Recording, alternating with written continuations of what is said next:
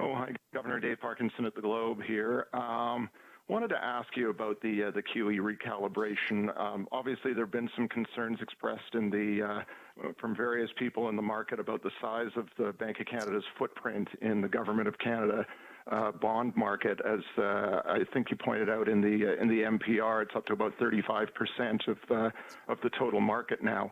I'm wondering how much of the decision to reduce to $4 billion a week from $5 billion had to do with sharing that concern about the growing size of the bank's footprint in that market, and if by reducing it to this amount, it will stop or even reverse that growth of your share. David, this adjustment is about maximizing the effectiveness of the program. As I indicated, with our forward guidance, yields at the short end of the curve are very well anchored. We don't need to buy at the short end, and so we can get out of the way of the market at the short end and shift that to buying more longer maturities, and in doing so, increase the monetary policy stimulus from quantitative easing per dollar purchased. Because we're targeting the interest rates that are most relevant for household and corporate borrowing.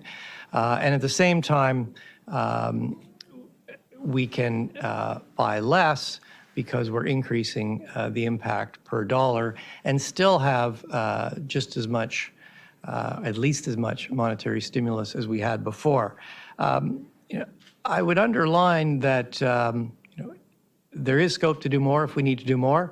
As you can see in one of the boxes in the Monetary Policy Report, our balance sheet, it has grown rapidly, but it remains much smaller than a number of other leading central banks relative to the size of our economy. So there is scope to do more, and if we need to do more, we will do more. Dave, do you have a follow-up? Okay, just to follow up, because we didn't really get to the question I asked. Are you concerned about the size of the bank's footprint at 35% and growing, specifically in that market? David, when we first announced the programs, we were very clear that they would be adjusted. They would be adjusted in light of market conditions. And one of the key principles was that we want to maximize the economic impact of our programs. So we want to buy in the range of maturities that maximizes the economic impact. This recalibration is about increasing the effectiveness and maximizing the impact. Good morning, Governor. I wanted to ask about news this month where Conservative lawmaker Pierre Poilievre cautioned the central bank against financing Justin Trudeau's spending plans beyond the immediate pandemic emergency measures because of any political implications. I wanted to know what your thoughts are on this. We've been very clear from the start, as we've taken these exceptional measures, that they are focused on achieving our inflation target. And today, we've, as we just discussed, we've reinforced our forward guidance, indicating that in our current projection, we don't expect slack to be absorbed until sometime in 2023.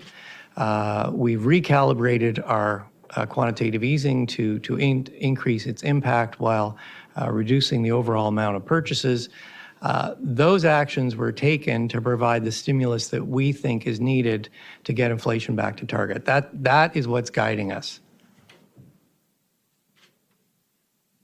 Okay, and as a follow-up, I wanted to ask about what does shifting your QE program toward long-term bonds means? What maturities? Is this 10, 15-year, and does it extend as far as 30-year bonds? As I indicated,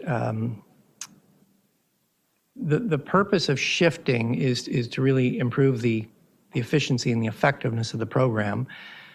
By buying more at the terms that households and companies typically borrow at, we can have a bigger impact per dollar of purchases. So if you look in the monetary policy report, you can see a lot of our balance sheet is under 2 years. We will be shifting to 3, 5, 10, 15, some at 30 as well. If you look at where households and businesses borrow, those are the maturities where they typically borrow. And by targeting those, we can lower the term premiums that they borrow at and increase the effectiveness of our program. So this shift will, we've lowered the minimum purchases to $4 billion. As we shift the purchases to longer maturities, we will be reducing the amount, and that'll be gradually phased in over a number of weeks.